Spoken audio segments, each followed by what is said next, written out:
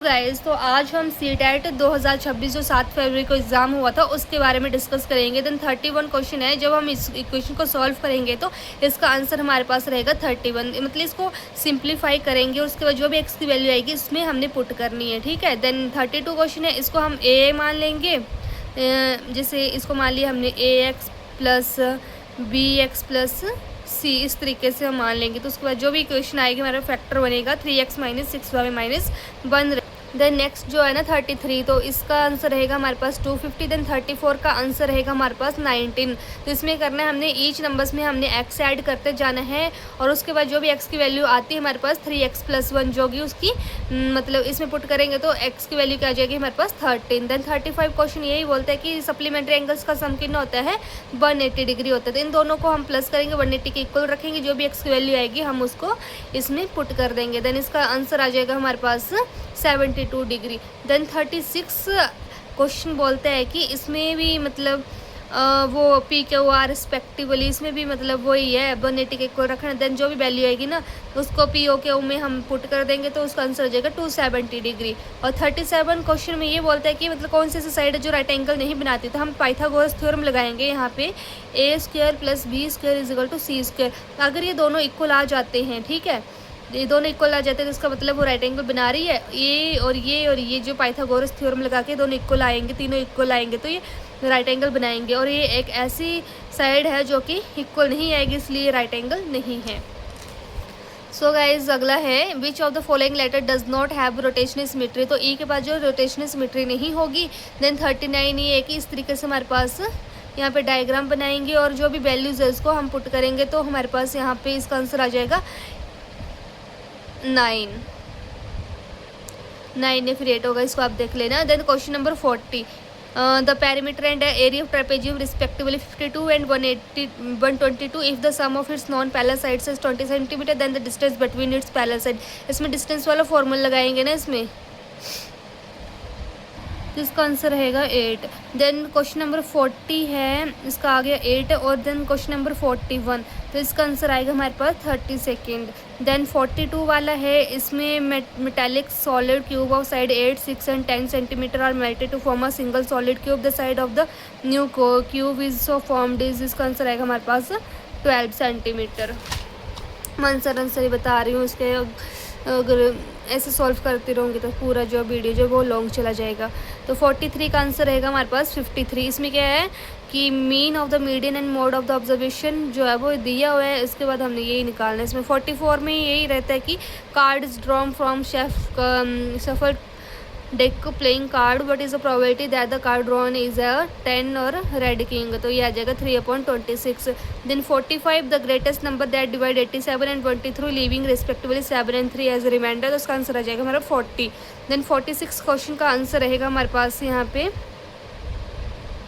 1/9 the difference between the largest and smallest fraction among, तो इसका जो आंसर रहेगा हमारे पास option number 4 81/112।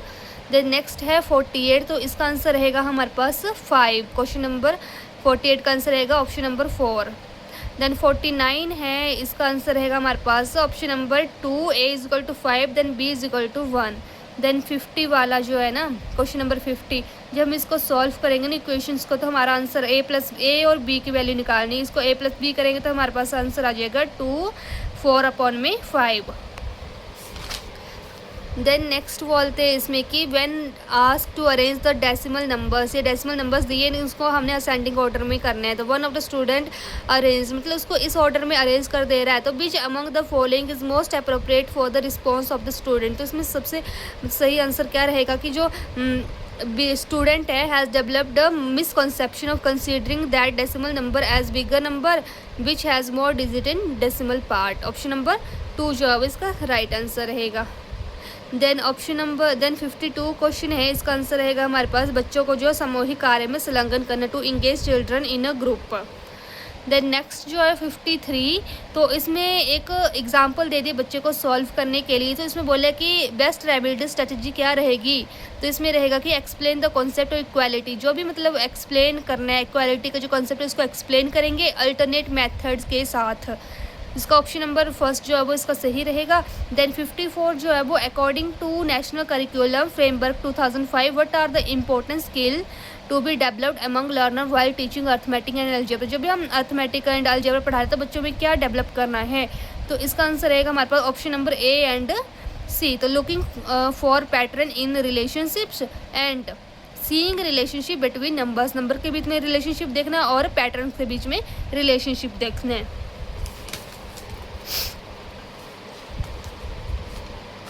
Then next question रहता है हमारे पास after teaching shapes in class, मतलब टीचर जो है वो शेप्स वाला चैप्टर पढ़ाता है क्लास में, तो टीचर प्लान करता है trip in historical place, which of the following is the most appropriate reason for this.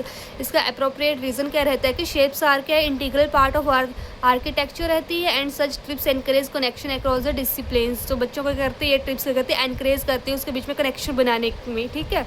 Then question number 56 जो है हमारे पास, तो उमा जो mathematical teacher ask the student how many edges are there in a cylinder. तो मतलब Uma mathematical teacher जो है वो एक स्टूडेंट से पूछती है कि एक सिलेंडर में कितनी एजेस होती है, तो स्टूडेंट आंसर करते हैं कि 2। तो उमा शुड, तो उमा को क्या करना चाहिए कि give a cylinder in the hands of the student and ask the question again. तो उमा के बाद वो सिलेंडर देना है उसके हैंड में और उससे पूछना है आप क्वेश्चन कि कितनी है, तो वो सही से बता पाएगी फिर। तो 57 रहता है, तो इसका आंसर रहेगा option number 2 to introduce the concept of congruency and similarity. Then 58 में रहता है कि close ended question in mathematics do not promote, किसको प्रमोट नहीं करता है यहाँ पे हमारे पास, तो यहाँ पे जो अब डाइवर्जेंट थिंकिंग को प्रमोट नहीं करता है, क्रिएटिविटी को प्रमोट नहीं करता है, ना ही हायर ऑर्डर थिंकिंग स्किल्स को प्रमोट करता है। जो क्लोज एंडेड क्वेश्चंस होते हैं इसमें सिर्फ कन्वर्जेंट थिंकिंग ही होती है।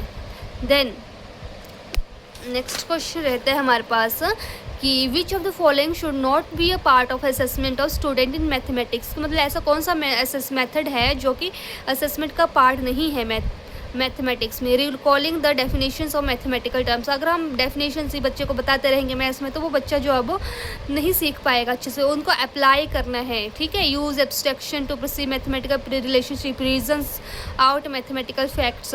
तो जो ऑप्शन नंबर जो नेगेटिव वाला रहेगा recalling the definition of mathematical terms, option number first जो है वो इसका सही राइट आंसर होगा। Then question number 60 was the first Indian mathematics explained the square root of negative number does not exist. जो महावीर हैं हमारे पास यहाँ पे, इन्होंने जो अब व्याख्या की कि एक ऋणात्मक संख्या का वर्गमूल जो है वो नहीं होता है। सो गाइज इसका साइंस पोर्शन देखने के लिए चैनल को सब्सक्राइब जरूर करें। Thank you for watching.